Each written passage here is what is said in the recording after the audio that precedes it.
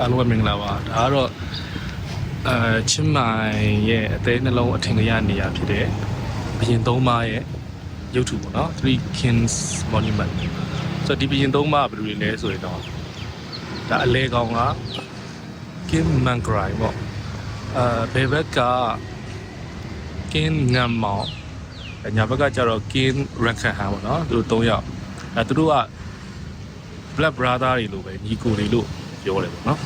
ဆိုတော့သူတို့ကဒီချင်းမိုင်မျိုးကိုစပြီးတည်ထောင်ခဲ့တဲ့ဘရင်ပေါ့အဓိကတည်ထောင်တာတော့အလဲရပေါ့နော်အလဲက King Mangrai ပေါ့ King Mangrai ကစပြီးတည်ထောင်တာဒါပေမဲ့ဘေးကနှစ်ယောက်ကတော့သူ့ရဲ့ကူညီပေးတယ်ပေါ့ဆိုတော့ဒီညာဘက်က King Ngam Mao ကကြတော့သူကဒီချင်းရိုင်ဘက်ကခရိုင်တစ်ခုရဲ့ဘရင်ငယ်လေးပေါ့သူကတိုင်းဘရင်ဒီဘက်ကကြတော့ King Rakhan ဆိုတော့ The Great ပေါ့နော် King Rakhan The Great လို့ခေါ်သူကတော့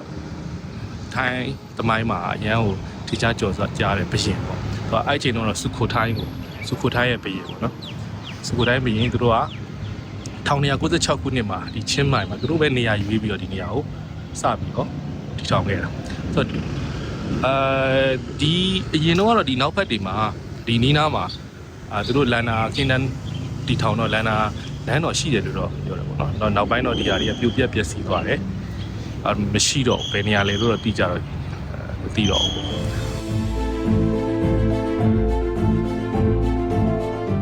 တလက်စာရဲ့ဆက်ပြောရရင်အဲဒီ1996ခုနှစ်ဆိုကျွန်တော်မြန်မာနိုင်ငံဘယ်လိုအခြေအနေရှိနေလဲဆိုတော့ကျွန်တော်မြန်မာနိုင်ငံကအဲ့ချိန်မှာပကံခေတ်ရဲ့ခေတ်ဆုံးမှန်ကိုရောက်သွားပြီပေါ့နော်နောက်ဆုံးဘရင်ကျော်စွာ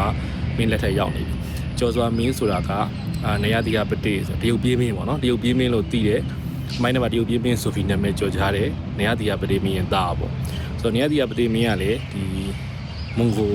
တရုတ်ပေါ့နော်ရွက်မင်းဆက်ကတိုက်ခိုက်လို့ရှုံးနေထွက်ပြေးသွားတယ်ပေါ့နော်ဆိုတော့သူ့ရဲ့သားကျော်စွာနန်းတက်တယ်ဒါပေမဲ့အဲ့ဒီကျော်စွာမှာအင်အားကောင်းမွန်မရှိတော့ဘူးဘာလို့လဲဆိုတော့ခုနပြောသလိုသူ့အဖေကလည်း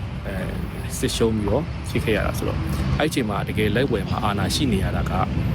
ရှမ်းညီနောင်၃ပေါ့ရှမ်းညီနောင်လို့လည်းခေါ်တယ်မြင်းဆိုင်ညီနောင်လို့လည်းခေါ်တယ်ပေါ့နော်မြင်းဆိုင်ညီနောင်၃ပေါ့အဒီသူတို့မှာအဓိကအဆင့်အားရှိတယ်သူတို့ကအဓိကမွန်ဂိုတွေကိုအဲ့ချိန်မှာပြန်တိုက်နေဒေသခံတွေထောက်ခံမှုတွေသူတို့ကရတယ်ဆိုတဲ့အခါကျတော့ကြော်သွားသူတို့အားကိုးရတာပေါ့နော်သူတို့ကလည်းဘရင်အဖြစ်နေတော့သူတို့လက်ခံထားတယ်ဒါပေမဲ့တကယ်အာဏာကတော့သူတို့စီမှာပဲရှိနေတာပေါ့မြင်းဆိုင်ညီနောင်၃ခေါ်တယ်နောက်ပိုင်းတော့သူတို့ကမြင်းဆိုင်ခစ်ကိုတီထောင်တယ်ပေါ့နော်မြင်းဆိုင်ပြီးမှပင်းရပေါ့ဆိုတော့အဲ့ဒီချိန်အောက်မြန်မာပြည်ဒီမွန်နယ်တွေကိုတော့ဝါရီယူမင်းကအုပ်ချုပ်နေတာပေါ့မွန်ဟန်တာဝရီပေါ့နော်ဟန်တာဝရီမွန်ဒါပေမဲ့အဲ့ဟန်တာဝရီမွန်တွေကအဲ့ဒီနောက်ကပြီးရင်ဒီဘက်ကပေါ့နော် King Rakhan the Great ပေါ့စုခိုထိုင်းပြီးရင် King Rakhan ရဲ့တမတ်တော်တယ်သူကအဲ့ဝါရီယူမင်းကတော့ဩဇာကန်အနေနဲ့ရှိနေနေတာပေါ့နောက်ပိုင်းဒီမြင်းဆိုင်ညီနောင်၃ဘောက